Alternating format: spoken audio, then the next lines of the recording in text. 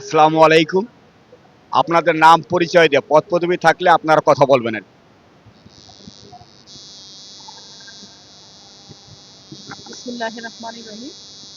আমি চট্টগ্রাম মহানগর মহিলা দলের ভাইস প্রেসিডেন্ট মাহমুদা সুলতানা চৌধুরী ঝর্ণা।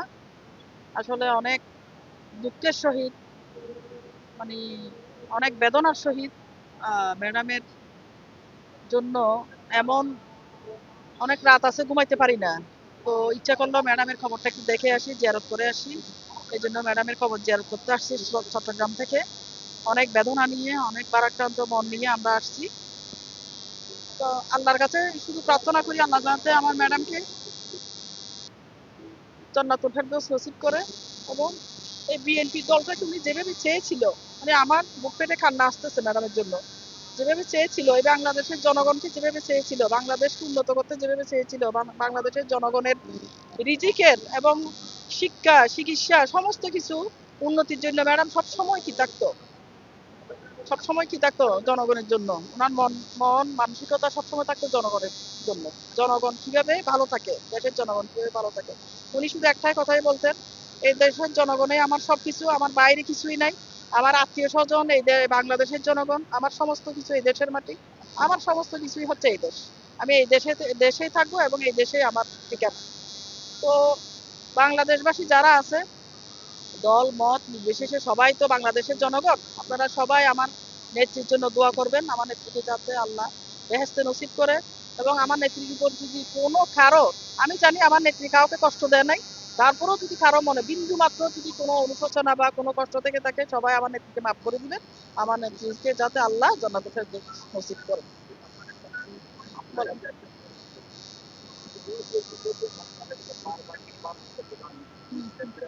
হ্যাঁ, আসলে ম্যাডাম তো ছিল হাউস ওয়াইফ। উনি বলতে গেলে বাংলাদেশ না, সারা বিশ্বের মধ্যে একজন সাহসী মহিলা বলতে গেলে বেগম খালেদা জিয়া, ওনার নাম আগেই আসবে। বাংলাদেশের মতো এরকম একটা অনুন্নতশীল দেশে যখন আমার ম্যাডাম প্রধানমন্ত্রী হয়, তখন বাংলাদেশ এত উন্নত কি ছিল না, নাম নাম ছিল না।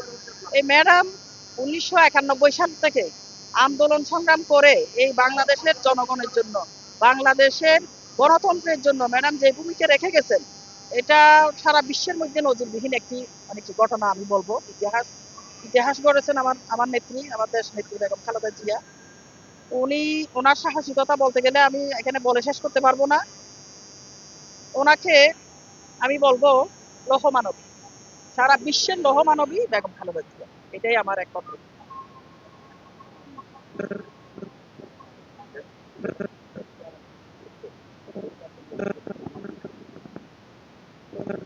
না, মরার পর নির্বাচনের কোনো প্রভাব আমি মনে করি না, কারণ একজন মানুষ মরণশীল, এটা সবাই, জন্ম নিলে সবাইকে মরতে হবে।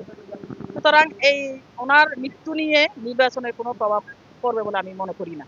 কারণ নির্বাচন হচ্ছে বাংলাদেশে যতগুলো মানুষ বেঁচে আছে, সবার তো রিজিক, চিকিৎসা, হ্যাঁ, অন্ন, বাসস্থান সবকিছু তো দরকার আছে। হ্যাঁ, তো এই জন্য নির্বাচনের জন্য ম্যাডামের মৃত্যু নিয়ে কোনো প্রভাব পড়বে বলে আমি মনে করি না।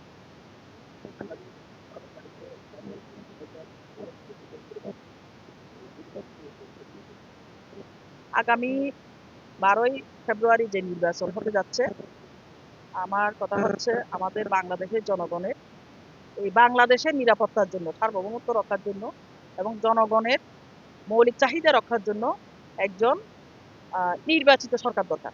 সেটা যেই হোক, সেটা বাংলাদেশের যত দল আছে গণতন্ত্রের, যেই হোক, আমরা চাচ্ছি বাংলাদেশের একটা নির্বাচিত সরকার আসুক, জনগণের ম্যান্ডেটে, জনগণ যাকে চাইবে সেই এই বাংলাদেশ সরকার গঠিত করবে। আমার আমার কথা হচ্ছে 12 তারিখ যে সুষ্ঠু নির্বাচনটা হবে, এটা আমাদের সবার কি থাকতে হবে, ঐক্যবদ্ধ থাকতে হবে। বাংলাদেশের জনগণের যদি নিরাপত্তা চায়, রাষ্ট্রের যদি নিরাপত্তা চায়, আমাদের সকল দলকে কি করতে হবে, ঐক্যবদ্ধভাবে নির্বাচনটা করতে হবে। শান্তি এবং শৃঙ্খলা বজায় রেখে নির্বাচনটা দিতে হবে। এবং আমাদেরকে সেই নির্বাচন সুষ্ঠু ও শৃঙ্খলা রক্ষার জন্য আমাদের সবাইকে ঐক্যবদ্ধ থাকতে হবে এবং বদ্ধপরিকর থাকতে হবে, যাতে ডিসিপ্লিন বজায় রাখে।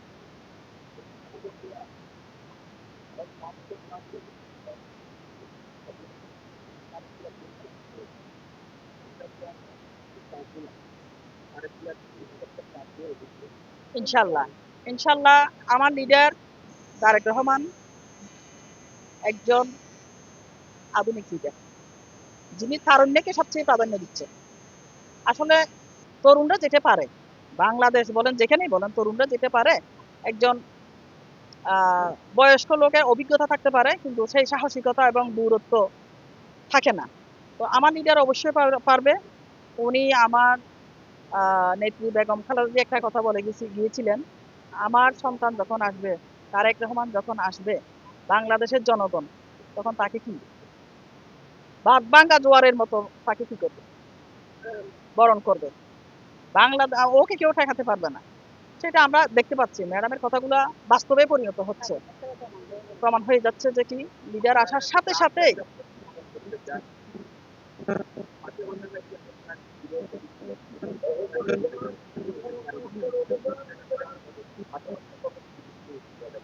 আসলে ফাতেমা সম্পর্কে বলতে গেলে, ফাতেমা তো আমরা যারা বাংলাদেশের 20 কোটি জনগণের মধ্যে, তো আমি মনে করি 16 কোটি জনগণের বিএনপি সাপোর্টার।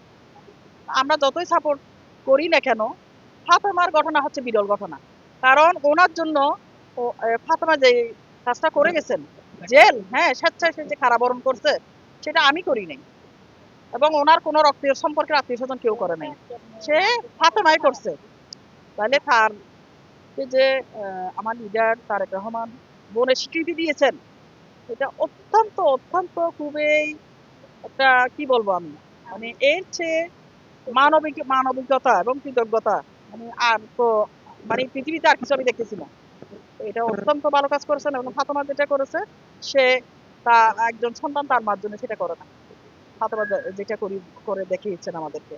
তো ফাতেমা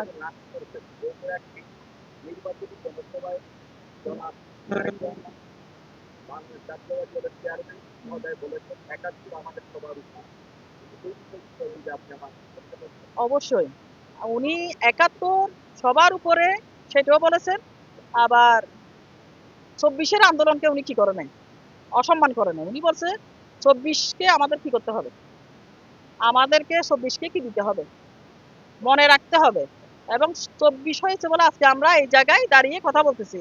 এই জায়গায় দাঁড়িয়ে আমরা কি করতেছি, 24-এর কারণে আমরা সবকিছু করতে পারতেছি। 71-কে যদি আমি ভুলে যাই, তাহলে তো বাংলাদেশের অস্তিত্বই ভুলে যাওয়া। বাংলাদেশ নামক রাষ্ট্রটা তো গঠন হয়েছে 71 দিয়ে, এরপরে পেসিস বিদায় হয়েছে 24 দিয়ে। তো আমাদের বিজয়কে কি করতে হবে, প্রাধান্য দিতে হবে। ওরা আমার নেতা, উনি যা বলেছেন, কেউ ওনার এই কথা নিয়ে অনেকে অনেক কিছু বলতেছেন, এটা রং। আমার নেতা তারেক রহমান হচ্ছে একজন আধুনিক রাষ্ট্র গঠনের জন্য এবং এই মানে যুগের উপযুক্ত একজন আহ নির্বাচিত প্রধানমন্ত্রী হবে বলে আমি আশা করি, এবং দেশের জনগণও ওনার জন্য একদম থাকবেন ইনশাল্লাহ। সবাই ভালো থাকবেন। আর তোমার পরিচয়টা কি করে দাও? ও হচ্ছে আমাদের মহানগরের। আসসালামু আলাইকুম।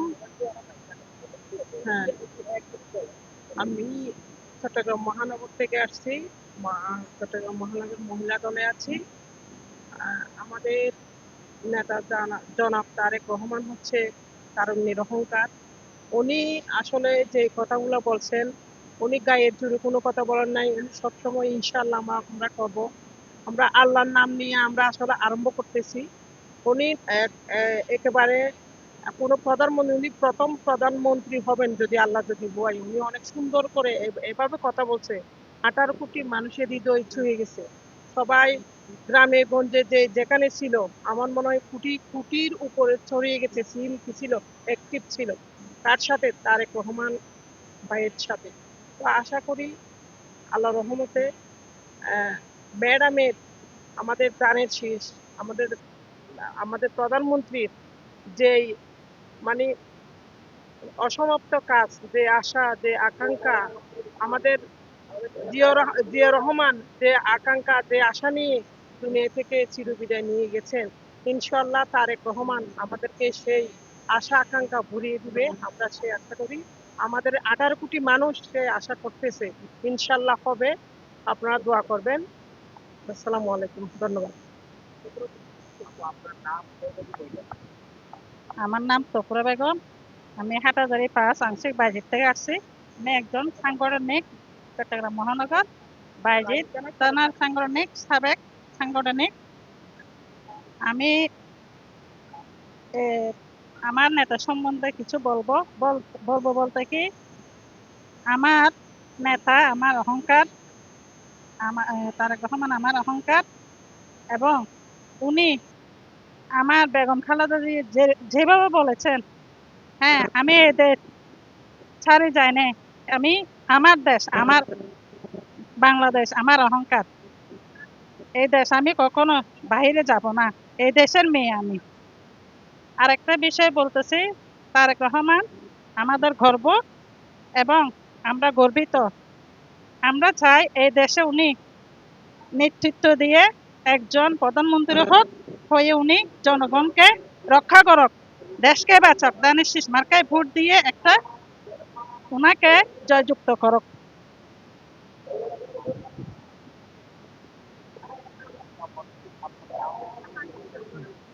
সালামু আলাইকুম, আমি মোহাম্মদ জাহাদুল ইসলাম। আমি সুদূর চট্টগ্রাম থেকে আসছি। আসলে বেগম খালেদা জিয়া শুধু ওনার কোনো রিপ্লেসমেন্ট হয় না। মনে করেন এই যে আমাদের চট্টগ্রাম থেকে আসা, আমাদের আর কোনো উদ্দেশ্য নেই। এটা একটু বাড়তি আমাদের একটা আবেগ, আমাদের একটা আকাঙ্ক্ষা ছিল বেগম খালেদা জিয়ার এবং শহীদ প্রেসিডেন্ট জিয়াউর রহমানের কবর জিয়ারত করাবো।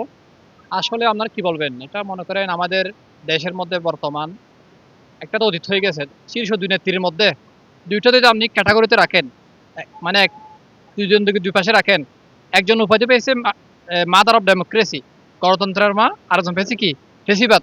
এটা কি মনে করেন আপনাদের একটা হচ্ছে কি, মানুষের শেষ বলো তার সব বলো তার। একটা কথা আছে যে মরণে হাসিবে তুমি কাঁদে ভুবন। যেহেতু আপনারা দেখতেছেন উনি ইন্তেকাল করেছেন, আজ প্রায় 8ম দিনের মতো হচ্ছে, কিন্তু এখনো পর্যন্ত মানুষের যে আসা যাওয়া, এটা মানুষের একটা কি, এটা মুখে প্রকাশ করতে হয় না, এটা অন্তরের অনুভূতি। আর বর্তমান আমাদের দেশের স্থিতিশীলতা বজায় রাখার জন্য যেহেতু 51টি রাজনৈতিক নিবন্ধিত রাজনৈতিক দল আছে, আমাদের উচিত সামনে যে ত্রয়োদশ সংসদ নির্বাচন আসতেছে, সকলকে দলমত ভিন্ন থাকতে পারে, কিন্তু দেশের স্বার্থে লাল সবুজের পতাকার স্বার্থে আমাদেরকে সবাইকে ইউনিটি থাকতে হবে। এটা হচ্ছে আমাদের আকাঙ্ক্ষা। আর দেশের বর্তমান সার্বিক আইন শৃঙ্খলা পরিস্থিতি খুবই নাজুক। আপনারা জানেন রিসেন্টলি ওসমান হাদি হত্যা হয়ে গেছেন। আসলে কোনো এখনো সুষ্ঠু পর্যন্ত শুধু কি তদন্ত থাকে? আমাদের দেশের মধ্যে একটা আছে কি, কোনো হত্যা হওয়ার পর শুধু আইন শৃঙ্খলা বাহিনী থেকে কি থাকে, আমরা তদন্ত করতেছি, এটাই আছে, কিন্তু প্রকৃত খুনিরা এখনো দেশের বাইরে। এই যে আবার গতকাল দেখলাম বিএনপির একজন ওই স্বেচ্ছাসেবক দলের নেতা উনিও কি হত্যা হয়েছে। হ্যাঁ, আজিজুর রহমান। যদি এরকম যদি কোনো হত্যাকারীকে যদি শনাক্ত করা না যায়, যদি বিচারের আওতায় আনা না যায়, এটা ক্রমান্বয়ে করতে থাকবে। কারণ অপরাধীরা অতটা পাইপারে আছে। আর এখানে নিশ্চয়ই কোনো ষড়যন্ত্র থাকতে পারে, যেহেতু আমাদের সামনে নির্বাচনকে কেন্দ্র করে অনেক ষড়যন্ত্র হতে পারে। যেহেতু ফ্যাসিস্ট দল, ওরা তো নির্বাচন অনুসরণ করতে পারতেছে না। ওরা চাইবে সামনে নির্বাচন যাতে প্রশ্নবিদ্ধ হয়। এই অন্তর্বর্তী সরকারের নির্বাচিত সরকার যে সামনে আসবে, সকলের উচিত লাল সবুজের সাথে সকলে কাঁধ মিলিয়ে দেশের সাথে মানে কি কাজ করে যাওয়া, এটাই আমি মনে করি। হ্যাঁ,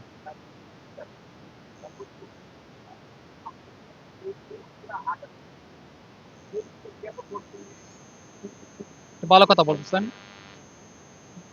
যে কোনো দেশের মধ্যে শুধু এখানকার না, যে কোনো সিচুয়েশন আপনার চেঞ্জ করার জন্য তরুণদের ভূমিকা অনস্বীকার্য।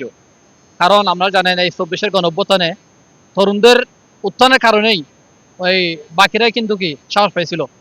আমরা চাই যেহেতু তারেক জিয়া ওদেরই সন্তান, যেহেতু শহীদ প্রেসিডেন্ট জিয়াউর রহমান এবং বেগম খালেদা জিয়া ওনার আদর্শ লালন করে তরুণদের অনুভূতি আকাঙ্ক্ষা উনি বাস্তবায়ন করবেন, এটাই আমাদের চাওয়া। সামনের নির্বাচনে তরুণদের একটা বৃহৎ একটা আকাঙ্ক্ষা থাকবে, যে দেশের স্বার্থে সকলের কাঁধে কাঁধ মিলিয়ে সবাইকে একই কাতারে এসে দেশকে ভালোবেসে যাওয়া, এটা আমি ভালো মনে করি। ধন্যবাদ।